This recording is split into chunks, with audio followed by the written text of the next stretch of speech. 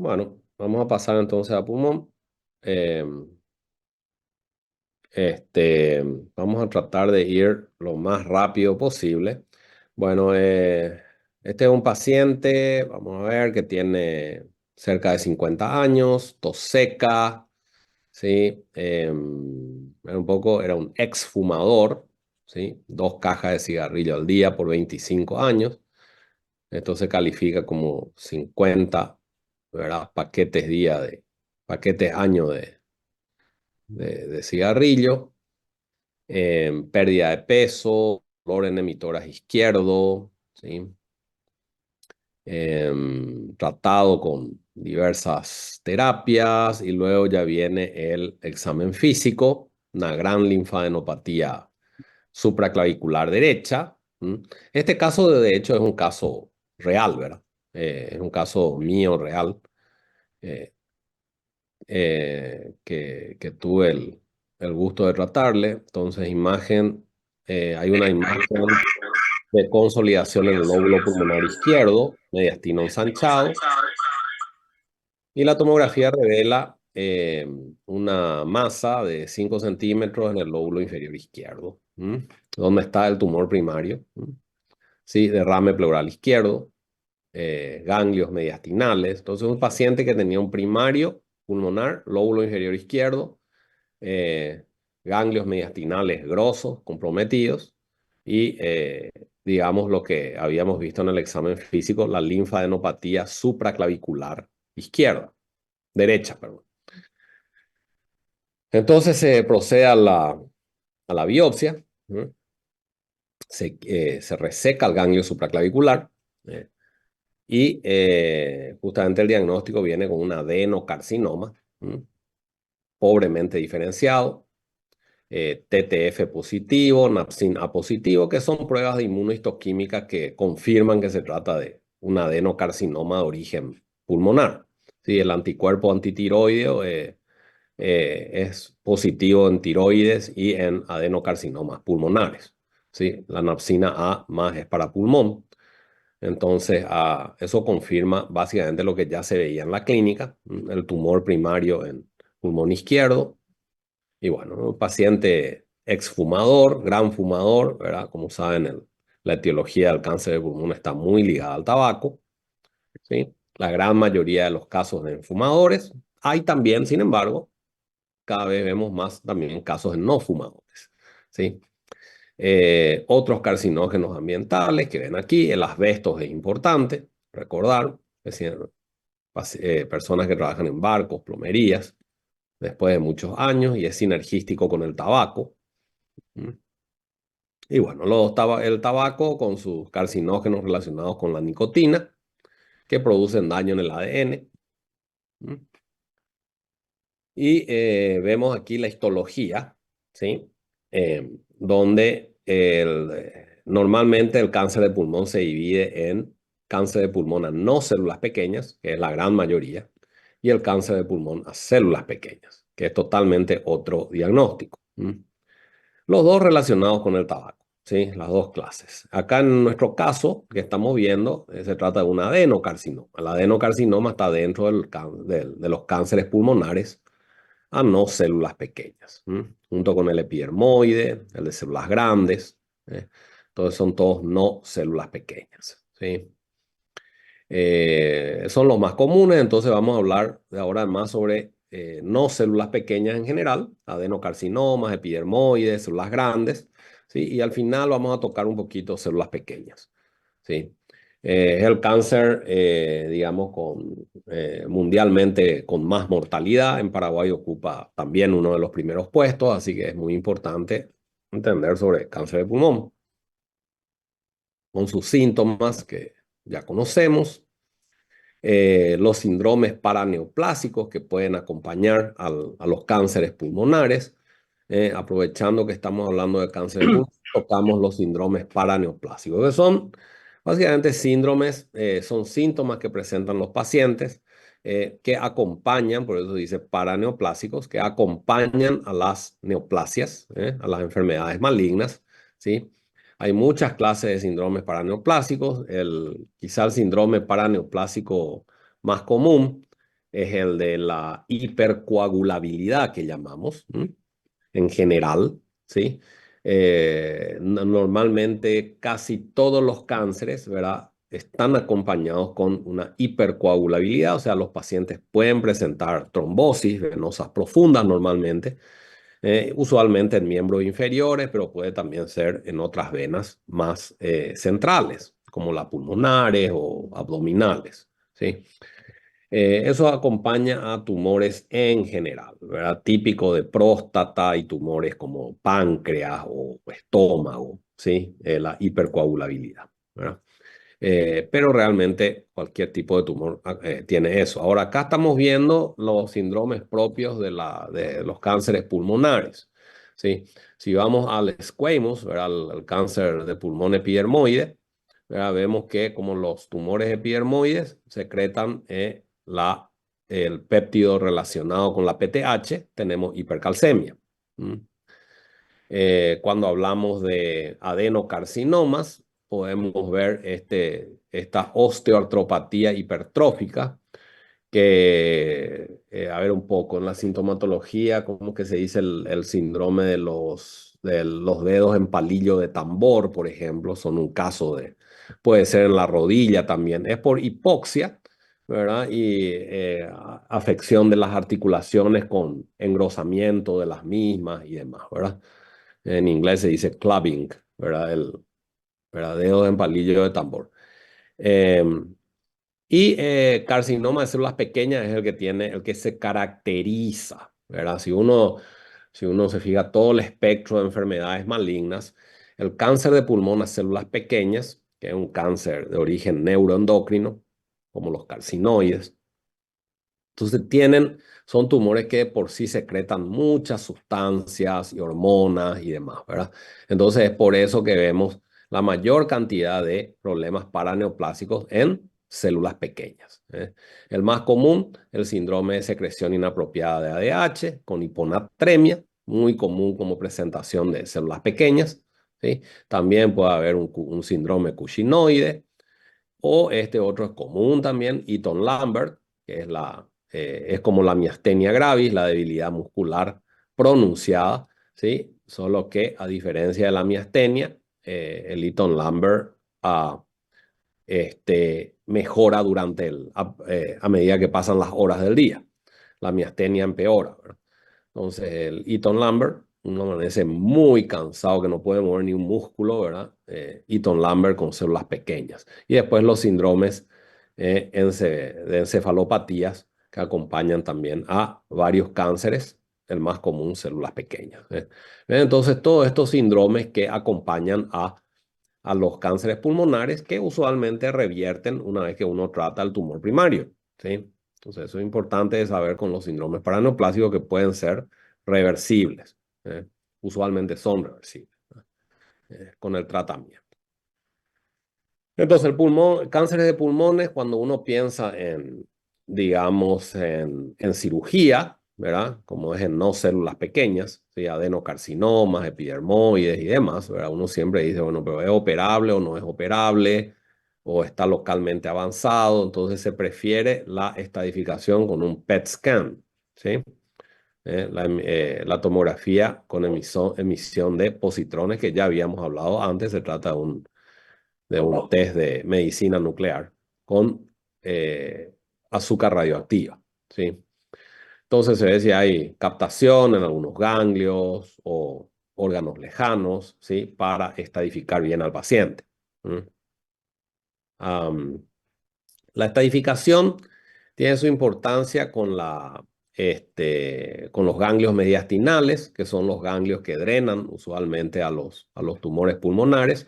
En nuestro caso veíamos como este tumor del lóbulo inferior izquierdo, ¿verdad? Comprometía ganglios mediastinales grosamente y también un ganglio ya lejano supraclavicular derecho, ¿sí? Entonces, allí estábamos ante un estadio 3B, ¿verdad? Eh, los estadios pulmonares, ¿verdad? Que, digamos, normalmente cuando uno tiene un cáncer localizado, estamos hablando entre estadio 1 y 2. Estadio 3 hablamos normalmente de enfermedad con ganglios mediastinales comprometidos y estadio 4 normalmente con metástasis a distancia. Entonces, siempre que en pulmón se dice estadio 3, estamos hablando de todos estos ganglios que están entre, los mediastinales son los que están entre las pleuras parietales, porque los que están dentro de la pleura, ¿verdad? Y cerca de los pulmones, de los alveolos y demás son ganglios iliares, no son mediastinales. Los mediastinales son los centrales, ¿sí? Los que están entre las hojas de las pleuras parietales, ¿verdad? Internas, ¿sí? Entonces, el PET scan siempre es recomendado especialmente cuando se considera hacer una cirugía o un tratamiento local con radioterapia. Y se recomienda biopsiar si hay ganglios anormales, a menos que sea muy obvio, ¿verdad? En el caso nuestro se había biopsiado un ganglio ya alejado, ¿verdad? Supraclavicular derecho, ¿sí? Otros estudios depende de dónde está localizado el tumor, ¿verdad? Si está en el sulco superior, ¿verdad? Se quiere ver la invasión del plexo braquial, los cuerpos vertebrales, pues uno puede pedir una resonancia o estudios de cerebro si hay alguna manifestación clínica o un estadio avanzado. Eh, Normalmente el PET scan cubre todo el cuerpo con menos definición en el cerebro. Por eso si uno quiere saber más del cerebro, tiene que ir a una resonancia de cráneo. Entonces la estadificación pulmonar normalmente define ¿verdad? El estadio, ¿sí? Y, perdón, la estadificación pulmonar define el pronóstico. O sea, uno sabe cuanto más avanzado el estadio, obviamente peor el pronóstico. Estos porcentajes que uno ve acá a la derecha es la usual sobrevida, ¿verdad? A los 5 años. ¿Eh? Entonces, con estadios tempranos, 1 y 2, operables, ¿verdad? La sobrevida es mayor. Estadio 3, ganglios mediastinales comprometidos, ¿sí? Ya la sobrevida va bajando. Y estadio 4 es mucho menor la sobrevida, coste que ahora, dependiendo lo que vamos a ver ahora, las mutaciones que tienen los pacientes, esto ha mejorado bastante, ¿sí? La estadificación también define la terapia. Estadios tempranos, la terapia principal es la cirugía, ¿sí? Obviamente con la necesidad o no de terapia adyuvante, ¿verdad? Pero la cirugía es lo principal, ¿verdad? En estadios con ganglios mediastinales comprometidos, localmente avanzados, ¿verdad? La radioquimioterapia es lo principal, radioquimioterapia concurrente. En estadio 4, obviamente las terapias sistémicas, quimio, inmunoterapia, terapias de blanco, vienen a ser las principales, ¿sí? Entonces, en este caso, el PET scan que reveló, digamos, amplia captación en lóbulo inferior izquierdo, donde estaba el tumor primario, ganglios mediastinales, bilaterales, ¿sí? Entonces, pero no captación en otros órganos. ¿Sí? Entonces, el paciente tiene un estadio 3B, como dijimos, confirmado con la biopsia del ganglio supraclavicular derecho, ¿sí? Y se hicieron exámenes patológicos adicionales que revelaron fuerte captación, entonces inmunohistoquímica, que habíamos hablado con la inmunoterapia, ¿sí? El receptor de muerte programada, PDL1, es ampliamente positivo, ¿sí? 50% es ampliamente positivo, ¿sí? Y no hay mutación del gen EGFR. Entonces vamos a ver qué significa todo eso, ¿sí? Entonces en el estadio 3, que tenemos básicamente, en este caso, ganglios mediastinales, ¿sí? Ganglios mediastinales comprometidos, supraclavicular.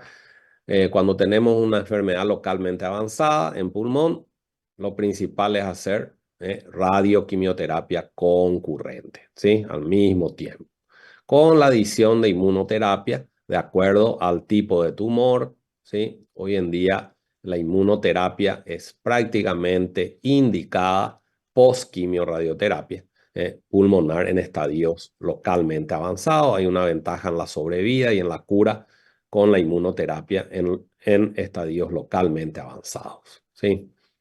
En este caso, el paciente realizó un tratamiento con una de las inmunos, anti-PDL1 y quimioterapia combinadas, ¿sí?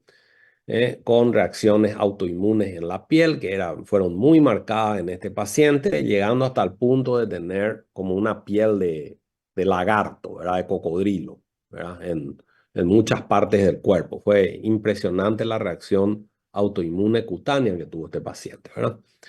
Pero una reacción también muy buena a nivel de tumoral, ¿sí? Otro PET scan después de 6 ciclos de tratamiento, una respuesta prácticamente completa. Solo quedó una pequeña captación donde estaba el tumor primario, ¿sí? Y se decidió irradiar ese tumor, esa pequeña captación del tumor primario, ¿sí? No operar, sino irradiar. El paciente tampoco estaba de acuerdo con una gran cirugía en ese momento, también porque en su estadio inicial la enfermedad era muy avanzada y luego la respuesta fue muy buena. Se continuó con inmunoterapia hasta que fue imposible seguir, ¿verdad? Debido a la toxicidad cutánea, como dice acá, ¿verdad? Él hasta ahora sigue sin evidencia de enfermedad, eh, más de 2 años de seguimiento, ¿sí? Cosa que antes era imposible de ver, ¿verdad? Entonces, este es el milagro que llamamos de la inmunoterapia, ¿verdad? En pacientes donde realmente son candidatos, la inmuno da respuestas tremendas, ¿verdad? Un estadio 4, cuando es estadio metastásico, metástasis a distancia, siempre hay que ver si el paciente es candidato sí o sí a la inmunoterapia. Va a ser, aunque el PDL1 sea negativo, hoy en día ya se sabe que, pero a mayor captación, mayor tinción del receptor programado de muerte, del PDL1, mayor la eficacia de la inmunoterapia en pulmón, ¿sí? Y los estudios PCR, reacción en cadena de polimerasa, buscando mutaciones, o sea, esta es la secuenciación genética, que es lo ideal hacer, buscando mutaciones accionables, llamamos, ¿verdad? Mutaciones accionables son mutaciones en el tumor, ¿verdad? En las células tumorales que pueden ser atacadas por drogas, digamos, específicas. Por eso se le dice accionable, porque se puede realizar una acción sobre estas mutaciones, ¿verdad? Eh, entonces, cuando hablamos de estadio avanzado, entonces la quimioterapia siempre ocupa un lugar importante, con los platinos que están, digamos, como primera línea, ¿sí? Entonces, esta es la ventaja de la sobrevida con la quimio. Y las terapias de blanco, ¿verdad? Donde la principal es, por supuesto, las terapias antifactor de crecimiento epidérmico, antitirosinquinasa, que le llamamos, ¿verdad? Los pacientes, hoy en día hay una gran cantidad de pacientes que están con estas pastillas, los inhibidores tirosinquinasa para este receptor, que cuando está mutado puede ser inhibido por estas medicaciones, ¿sí? ¿Mm?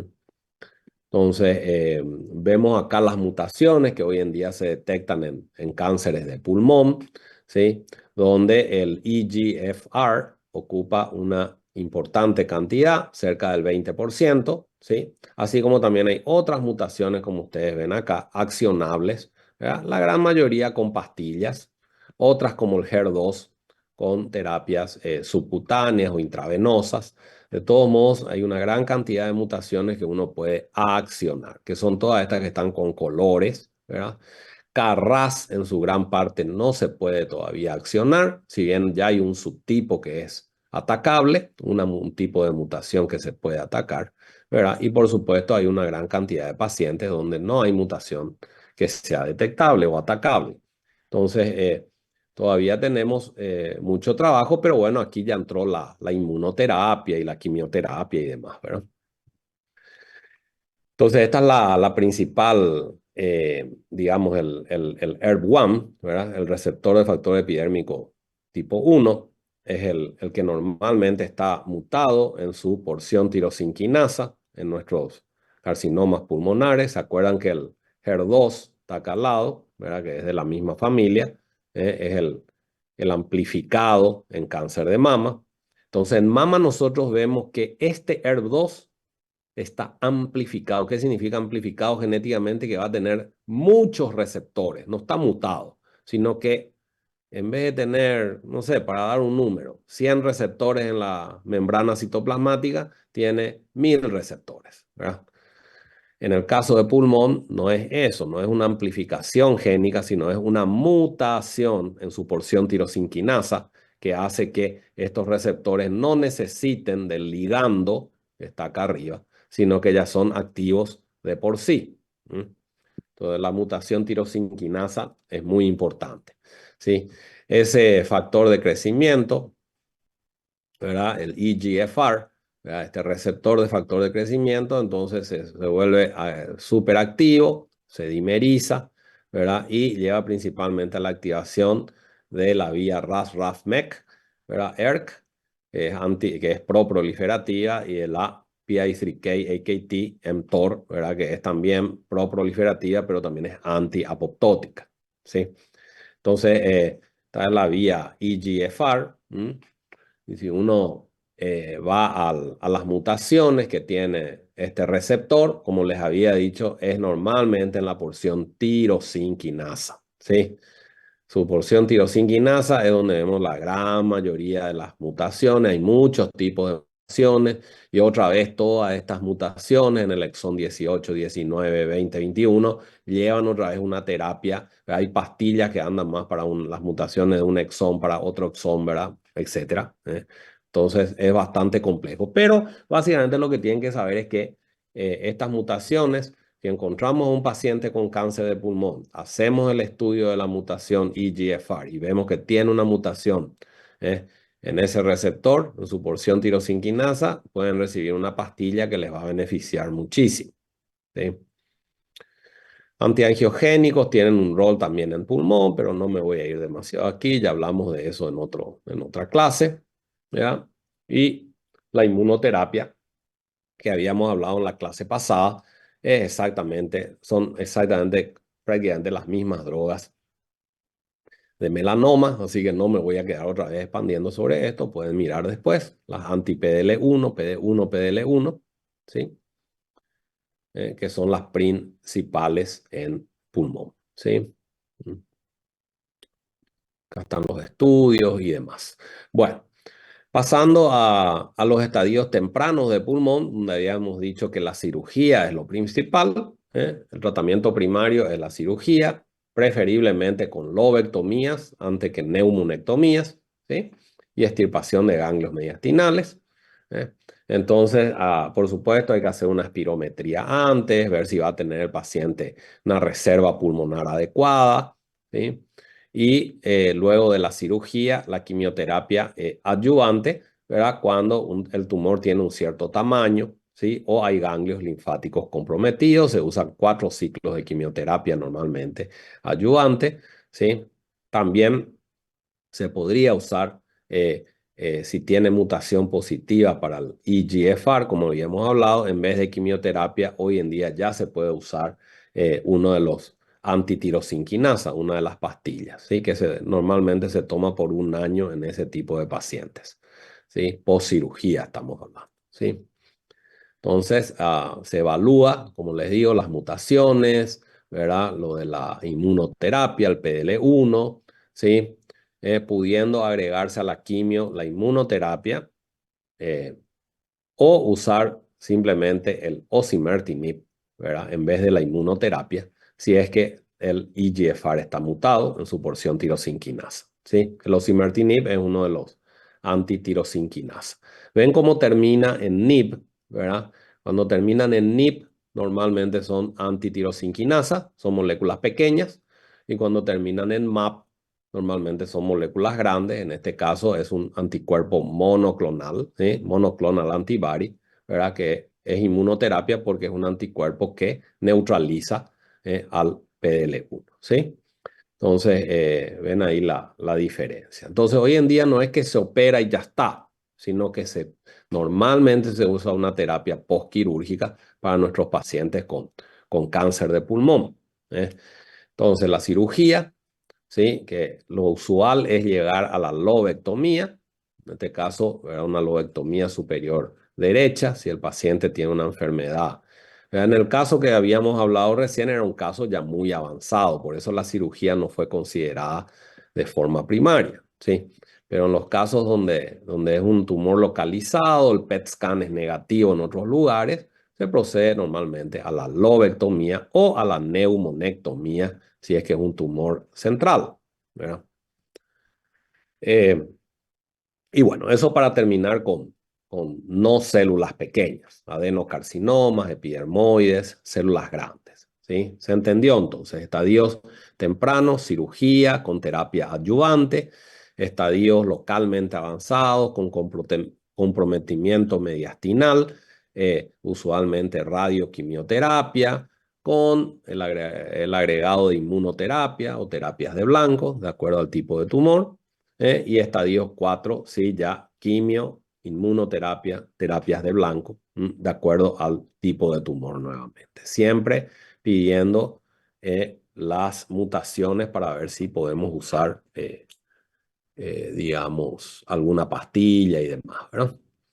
Entonces, cuando pasamos a células pequeñas, hablamos de otro tipo de enfermedad. Estos son tumores muy agresivos. Está dentro de de lo que llamamos tumores neuroendocrinos, ¿sí? Neuroendocrinos en este caso de alto grado, porque están los tumores neuroendocrinos de bajo grado, ¿sí? Nacen de células neuroendocrinas que están en todo nuestro cuerpo. Tumores neuroendocrinos pueden nacer básicamente de cualquier órgano de nuestro cuerpo, cualquiera, ¿verdad? Porque todos tienen células neuroendocrinas. En pulmón estudiamos más porque acá vienen está el tumor más agresivo, ¿verdad? Y es relativamente común, ¿sí? El tumor entonces, pulmonar a células pequeñas, de origen neuroendocrino, son de alto grado, muy agresivos. Una vez diagnosticado, uno ya sabe que están metastásicos, aunque no se vean las metástasis, ¿verdad? Entonces, prácticamente son como linfomas agresivos, ¿verdad? Son parecidos a los linfomas. Son las pequeñas azules, ¿eh? Cuando uno las ve al microscopio y muchas veces se confunde, ¿verdad? Con linfomas, ¿sí? Cuando uno toma una biopsia ganglionar y dice, hay un linfoma acá, ¿verdad? No es un linfoma, había sido, células pequeñas, ¿verdad? Para eso si hay dudas, hay estudios de inmunohistoquímica, ¿verdad? Para saber que es un carcinoma y no es un linfoma, ¿verdad? Entonces, los estadios limitados o extensos, ¿verdad? O está limitado ¿verdad? En la mitad de un pulmón del tórax o está fuera de eso, ya se considera extenso, ¿verdad? Con metástasis a distancia y demás, ¿verdad? Es muy sensible a la quimioterapia y también a la radioterapia. La cirugía usualmente no es curativa, se usa para el diagnóstico, pero la desventaja es que tiende a recaer frecuentemente luego de una terapia inicial, ¿sí? Cuando es el estadio limitado, o sea, enfermedad curable, ¿sí? Entonces se requiere de quimioterapia con radioterapia concurrente al mismo tiempo. Platino y etopósidos, 4 ciclos, ¿verdad? Radioterapia a cerebro profiláctica se puede considerar cuando hay una muy buena respuesta. ¿Por qué se hace profilaxis? Porque este tumor tiende a dar metástasis cerebrales frecuentemente, ¿sí? Chances de cura y va entre 20 a 25% hoy en día. En enfermedad limitada. En enfermedad extensa, la quimioterapia ocupa el primer lugar. La radioterapia se reserva, ¿sí? Eh, el agregado en los últimos años, también la inmunoterapia, se considera de primera línea junto con la quimioterapia en estadios extensos, ¿sí? La misma inmunoterapia que usamos para no células pequeñas, ¿verdad? Los anti-PD1, PDL1 son activos en células pequeñas también, ¿verdad? Entonces, eso es cáncer de pulmón, ¿verdad? Cuando hablamos que es un tópico que teníamos que tocar sí o sí, ¿verdad? Hoy estamos haciendo un tour de todo lo que hay. Y bueno, ya que vimos células pequeñas, ¿qué tal están de energía? ¿Seguimos? Sí, profe. O se vayan a dormir.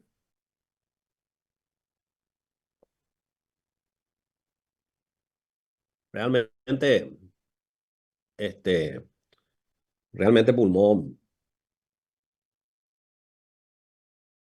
de pulmón han tenido un avance tremendo en los últimos años en cuanto a terapia se refiere, ¿verdad? Yo les traté de resumir más o menos todo lo que se refiere a inmunoterapia, terapias de blanco, pero es imposible hablar en una clase así de todo lo que ha avanzado pulmón, las mejorías que han habido. Eh, Así que estamos todos muy contentos realmente con el progreso hecho en esta enfermedad que sigue siendo, ¿verdad? Un problema de mortalidad alta, ¿verdad? Pero, digamos, ya vemos pacientes que se curan con estadios avanzados o que tienen una sobrevida y una calidad de vida muy buena, ¿verdad? Eh, que antes era imposible de pensar, ¿verdad? Qué sé yo, 15 años atrás, ¿verdad? Y bueno, los linfomas, vamos a terminar con esto, ¿verdad? Los linfomas son muy importantes en Paraguay. Obviamente nosotros somos un país endémico para los linfomas. Eh, Vemos mucho linfoma en Paraguay. Por eso quería tocar esta enfermedad que es considerada entre hematológica y oncológica, ¿verdad? Nace de los ganglios linfáticos usualmente, ¿sí? Y bueno, vamos a hablar un ratito de los linfomas, no de todos los linfomas, eso es imposible, ni con 10 clases vamos a hablar de todos los linfomas, vamos a hablar de los linfomas más frecuentes en general en el mundo y en Paraguay, ¿verdad? Entonces, vamos a ver cómo va. Sí, ahí está. Entonces, la enfermedad de Hodgkin, comenzando con el linfoma de Hodgkin, ¿verdad? Los linfomas se dividen en Hodgkin y no Hodgkins. Esa es la primera gran división de los linfomas. Sí, el linfoma de Hodgkin, muy común en Paraguay, sí, que ya sabemos hoy que tiene origen en los linfocitos B, ¿verdad? Tenemos los linfocitos B y los linfocitos T, ¿verdad? Por eso los linfomas también se dividen en linfomas de células B o de células T, ¿verdad? Eh, este, la Hodgkin, que es el de mejor pronóstico, tiene una distribución bimodal, 20 años, cuando más vemos en pacientes jóvenes que en pacientes ancianos, ¿sí? Donde en los jóvenes la esclerosis nodular es el subtipo preponderante, acá en Paraguay también, donde hay bastante fibrosis junto con las células linfomatosas malignas. Am, Factores de riesgo, infecciones virales, HIV, Epstein-Barr, ¿sí? Eh, entonces, el origen de los linfomas de Hodgkin, que tiene prácticamente el mismo origen que los linfomas foliculares, no hodgkinianos, y que se originan cerca de los folículos germinales, células B. ¿Sí? Los linfomas no Hodgkins normalmente aparecen en edades más avanzadas, ¿verdad? Pero para serles sincero, puede aparecer en cualquier edad. O sea, acá en Paraguay vemos que aparece en cualquier edad realmente estos linfomas, ligados a las inmunodeficiencias y a enfermedades reumatológicas, ¿sí? En otros países o en otras regiones vemos otros tipos de linfomas, ¿sí? En el occidente, o sea, en nuestras regiones preponderan los linfomas foliculares y los difusos de alto grado, que vamos a ver un ratito de qué se trata. ¿Mm? Factores ambientales que causan estos linfomas, agrotóxicos, radiación, ya hablamos de las infecciones virales, inmunodeficiencias, inmunosupresión en general. ¿Sí? Acá vemos algunos viruses ligados con linfomas, como vemos acá a la derecha. ¿Sí? En Paraguay eh, vemos, por supuesto, la enfermedad de Hodgkin, el linfoma de Hodgkin ligado al EBV, linfomas difusos de alto grado ligados al HIV. Esto vemos mucho, linfomas gástricos, los maltomas, los linfomas asociados al tejido mucoso se llama. Eso es MALT, por sus siglas en inglés, los maltomas, ligados al Helicobacter pylori en el estómago. Y eso, ¿verdad? Son los más frecuentes en Paraguay. La clasificación de la Organización Mundial de la Salud, ¿sí? Linfomas tipo B, linfoma tipo T y los linfomas de Hodgkin. Dos B y T son no Hodgkin, obviamente, y los Hodgkins. ¿Sí? Entonces, linfoma de Hodgkin utiliza una estadificación anatómica, se hace una tomografía completa, biopsia de la médula ósea, que a veces no es necesario si el linfoma está relativamente en un estadio temprano. El PET scan puede ser utilizado también, más al terminar la terapia para ver si hay enfermedad residual. Entonces el sistema de Ann Arbor, que es el que se usa para estadificar, es diferente de los tumores que normalmente veíamos, ¿verdad? Los que hablamos antes, los tumores sólidos que se estadifican con el sistema TNM, ¿verdad? ¿Se acuerdan? Entonces, también, ¿verdad? Estadios 1, 2, 3, 4, ¿verdad? Solo que aquí, de acuerdo a las regiones linfáticas que están siendo tomadas, y tiene una subclasificación A, B, ¿verdad? Cuando no hay síntomas B, ¿verdad? Y los síntomas B, que son pérdida de peso, fiebre y sudoraciones nocturnas, ¿verdad? Entonces, cualquiera de estos síntomas, entonces el paciente puede tener una clasificación estadio 2B, por ejemplo, ¿verdad? O 2 o 3A, ¿verdad? 3 cuando hay regiones linfáticas comprometidas en ambos lados del diafragma. Cabe en la estadificación, ¿verdad? Entonces, Ann Arbor, estadio 1, vemos, esta es la típica presentación de Hodgkin. Esta realmente es la típica, el estadio 2, ganglios cervicales y mediastinales. Entonces, dos regiones por arriba del diafragma comprometidas, eso es un estadio 2. Estadio 3, cuando hay mediastinales y retroperitoneales, por ejemplo, o el vaso, ya es supra, infradiafragmático, ya es estadio 3. 3S si está el spleen comprometido, ¿verdad? El vaso. Y estadio 4 cuando ya hay hígado o huesos, ¿verdad? Comprometidos, ¿verdad? Que acá hay muchos linfomas en hueso, entonces eso ya es un estadio 4. Sí. Entonces la enfermedad de Hodgkin, que se caracteriza por la típica presentación de Hodgkin, es un ganglio cervical. El paciente te dice, siento un ganglio acá, no te dice ganglio, ¿verdad? Siento un nódulo, ¿verdad? Un crecimiento en mi cuello, no duele, ¿verdad? Ese es típico Hodgkin, ¿verdad? Que tiene normalmente hay comprometimiento de cuello y mediastino, ¿verdad? Uno de sus síndromes paraneoplásicos es la fiebre de Pell-Epstein o la picazón, un poco, y la diseminación de los linfomas de Hodgkin normalmente es por contigüidad, o sea, van de un espacio, de una región linfática a otra, o sea, cervical a mediastino, ¿verdad? No Hodgkin normalmente tiene una diseminación vascular. Entonces uno puede encontrar los no Hodgkins en varios lugares, ¿verdad? Del cuerpo. ¿Sí? No son síndromes paraneoplásicos inusuales. ¿Sí? Entonces, Hodgkin, lo más importante es que la biopsia sea adecuada. Para cualquier linfoma es así, ¿verdad?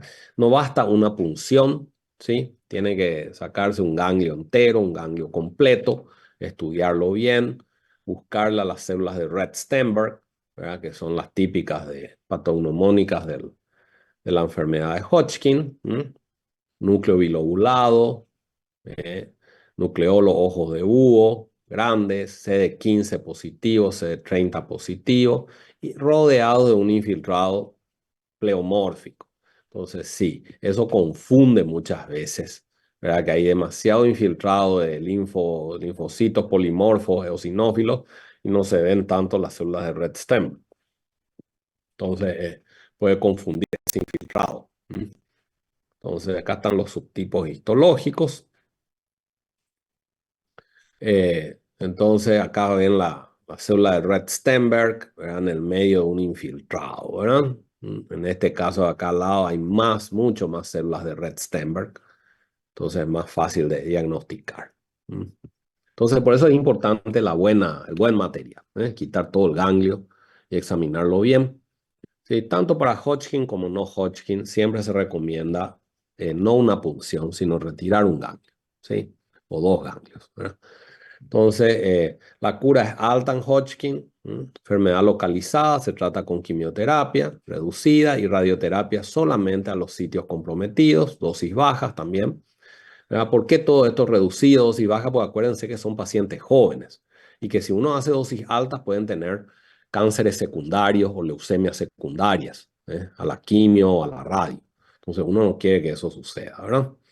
La quimioterapia principal para Hodgkin es hasta ahora el esquema ABVD, el más usado para Hodgkin. Y ustedes van a encontrarse con mucha gente que se han curado de Hodgkin y han pasado por estas drogas. Y acuérdense que la doxorubicina puede traer cardiotoxicidad. No se acuerden, no se olviden de eso, ¿sí? En dosis, digamos, en dosis cumulativa, ¿verdad? Las complicaciones tardías, lo que uno teme es la leucemia aguda, ¿verdad? Es poco común hoy en día, poco común, ¿verdad? También los tumores sólidos por radioterapia, pero de que pueden existir, pueden existir. Por eso estos pacientes siempre están bajo vigilancia después de haberse curado, ¿sí? La parte de cardiotoxicidad o hipotiroidismo, infertilidad es difícil de ver hoy porque ya no usamos este esquema MOP que dice acá, ¿verdad?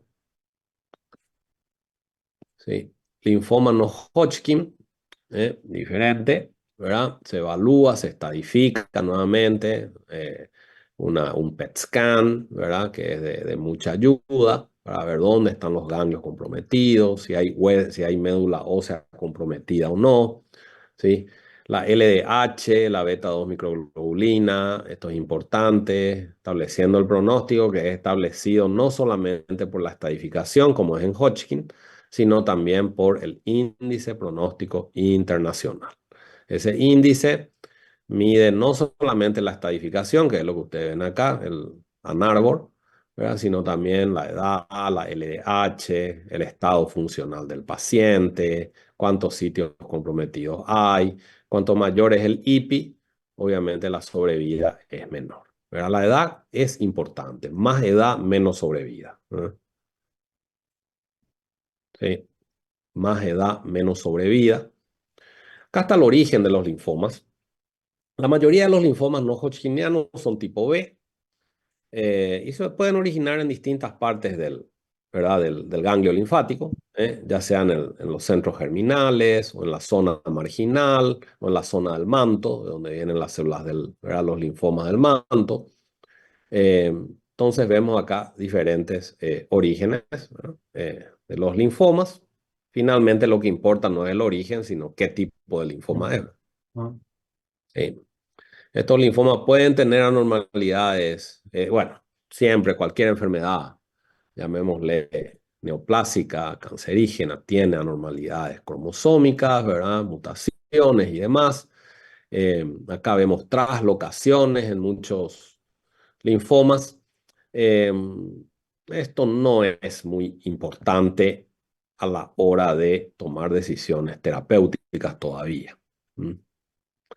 Esto sí es importante porque la inmunohistoquímica, el inmunofenotipo que sí o sí hay que hacer, ¿verdad? Cuando uno tiene un linfoma, sí o sí se procede a la inmunohistoquímica, a la inmunotipificación. ¿Para qué? Para saber qué tipo de linfoma es. Primero queremos saber si es un linfoma tipo B o tipo T, ¿verdad? En los linfomas tipo B es muy importante el CD20, que están en la membrana citoplasmática de los linfocitos, ¿sí? De los linfocitos tipo B. ¿Por qué? Porque este CD20 puede ser atacado con una molécula. El anticuerpo monoclonal más usado probablemente después de los de mama va a ser el del anti-CD20, el rituximab, ¿sí? Los otros marcadores, digamos, la ciclina D1 te caracteriza las células del manto, pero ustedes tienen que saber, ¿verdad? Que el CD20 positivo es células linfomas tipo B. Entonces, eso nos da una terapia, ¿sí? Células tipo B, ¿verdad? Que tienen un receptor de células B, que es justamente este receptor, BCR acá, B-cell receptor, ¿verdad? Este receptor de células B que está sobreactivado, ¿verdad? Es responsable de la inmunopatología, normalmente de la fisiopatología de estos linfomas tipo B, los más comunes, ¿sí? Donde centralmente ven acá en rojo, ¿verdad? La tirosina quinasa de Bruton, ¿sí? Que ocupa un papel central en la patogénesis, que muchas veces está mutada, ¿verdad? Y sobreactivada, ¿verdad? Llevando, digamos, a toda una cascada. Ustedes pueden divertirse acá leyendo, ¿verdad? Que es proliferativa, finalmente, ¿verdad? Con el nuclear factor kappa beta y demás, ¿verdad? También activando, digamos, al Ras-Raf-MEK-ERK, que ya conocen, ¿sí? La otra forma de activar a las células B es la vía PI3K, que es la que hablamos en la clase pasada, ¿verdad? Con AKT y demás, que tiene un efecto, digamos, anti-apoptótico. Entonces, esto es la patogenia del receptor de células B en su tirosina quinasa de Bruton es importante para el desarrollo de estas neoplasias. Y cuando vamos a los subtipos de linfoma, solamente vamos a hablar de los más comunes en Paraguay, no del resto. El más común aquí es el linfoma difuso a células grandes tipo B. Un linfoma, a su nombre dice todo, ¿verdad? Tipo B, difuso, porque toma difusamente, las células linfomatosas toman difusamente los ganglios, y son células grandes. Entonces el nombre te dice todo, ¿sí? Linfoma agresivo, ¿sí? Prominente nucleolo, CD20 positivo, al ser tipo B va a ser CD20 positivo, ¿sí? Normalmente son primarios ganglionares, pero también pueden ser extraganglionares, como por ejemplo en el sistema nervioso central, o en la pleura, ¿verdad? ¿Sí? Y gran comprometimiento extranodal, porque digamos, su diseminación es sanguínea. Entonces ven acá células grandes que difusamente toman todo el ganglio, ¿sí? Acá ven un linfocito normal, por ejemplo, en el medio, ¿verdad? Y estas son más grandes que los linfocitos, ¿sí? Son las grandes realmente. ¿Está bien? Entonces, el tratamiento con quimioterapia, ¿sí? La combinación CHOP fue por décadas, ¿verdad? Primera línea, ¿sí? Y a estadios tempranos se utilizan menos ciclos. Hoy en día con la adición al CHOP del rituximab, el anticuerpo monoclonal anti-CD20, que fue la gran adición al tratamiento de los linfomas tipo B. Mejora la cura, la respuesta, todo, ¿verdad? Se reservan los trasplantes autólogos de células madre para pacientes en recaída. O sea, no es normal que se haga esto, ¿sí? Entonces, los anti-CD20, ¿verdad? Que traen una respuesta inmunitaria, ¿sí? Y últimamente ha habido han estado muy en boga las terapias celulares que llamamos los CAR T-cells, donde uno básicamente cultiva las células tumorales fuera del cuerpo del paciente y expande digamos, una población de células T motivadas para destruir a estas células linfomatosas que se vuelven a infundir al paciente. Ese es el CAR T-cell, ¿verdad? Que todavía acá en nuestro país no se hace, pero se puede enviar a un paciente con linfomas refractarios para este tipo de terapias que son muy novedosas, pero complejas, ¿sí? Linfoma folicular, ¿verdad? Entonces, el de células grandes tipo B, vimos que son linfomas agresivos, hay que tratarlos rápido, quimioterapia, rituximab, ¿verdad? Anti-CD20. A diferencia del folicular, que son células menos agresivas, ¿sí? Son cánceres, llamémosle, de bajo grado, linfomas de bajo grado que le llamamos, bajo grado, ¿sí? Células más pequeñas y que forman folículos, por eso se llaman linfomas foliculares. También son células tipo B, que expresan el BCL2, digamos, la proteína antiapoptótica BCL2. Cuanto más grandes las células en los folículos, más agresivo el curso, porque los foliculares pueden transformarse a un linfoma agresivo de células grandes. Entonces, linfadenopatías no dolorosas, múltiples sitios, realmente el paciente, como no tiene síntomas, el paciente usualmente viene en un estadio muy avanzado, ¿sí? Pero eso no es problema porque estos son linfomas que avanzan muy lentamente, entonces te dan tiempo para observarlos, tratarlos tranquilamente, ¿verdad? Acá ven un ganglio linfático normal con los folículos, ¿verdad? Y los centros germinales en la periferia de los ganglios, ¿verdad? Y acá ven en el linfoma como estos folículos están tomando todo el ganglio, no están solo en la periferia, sino tomando todo el ganglio. Entonces es muy característico de que eso no te vas a dar cuenta si haces una punción. Por eso tenés que tener todo el ganglio. Sí. Tratamiento. Entonces, muchas opciones, drogas únicas o el rituximab solo. ah, entonces, realmente se tratan con menos agresividad que otros linfomas. ¿Sí? Los maltomas, que acá en Paraguay lo más frecuente, ¿verdad? Que es muy frecuente realmente, ¿verdad? Son los linfomas gástricos asociados al Helicobacter pylori. ¿Sí? También son tipo B, ¿sí? De buen pronóstico, curables en su gran mayoría, ¿sí?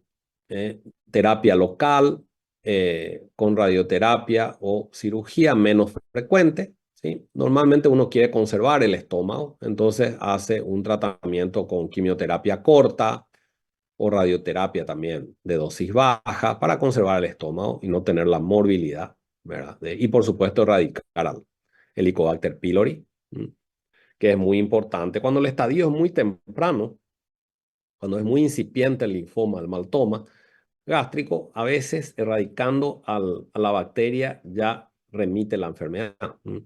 No hace falta hacer quimioterapia. ¿Sí? Terminamos con las células T, que son las menos comunes, ¿verdad? Linfomas de células T periféricos, ¿sí? Que son, sí, bien agresivos. Estos son normalmente los linfomas cutáneos que llamamos, ¿sí? La micosis fungoides, linfomas que toman la piel, y donde inicialmente el tratamiento es también cutáneo, ¿sí? Con rayos ultravioleta y demás, ¿verdad? Entonces, CD4, CD8 positivos, tomando así difusamente la piel o en forma de placas a veces, ¿sí? ¿Eh? Estas células T anormales que ven que tienen un aspecto cerebriforme, parecen cerebros, ¿verdad? Ese es el síndrome de Sézary, cuando van las células T a la sangre. Ya es un estadio más avanzado, obviamente, ¿verdad? Usualmente están en la piel y hay que tratarlos con pastillas o con rayos ultravioleta y demás, ¿verdad? Para que sepan de un poquito de células T, ¿sí?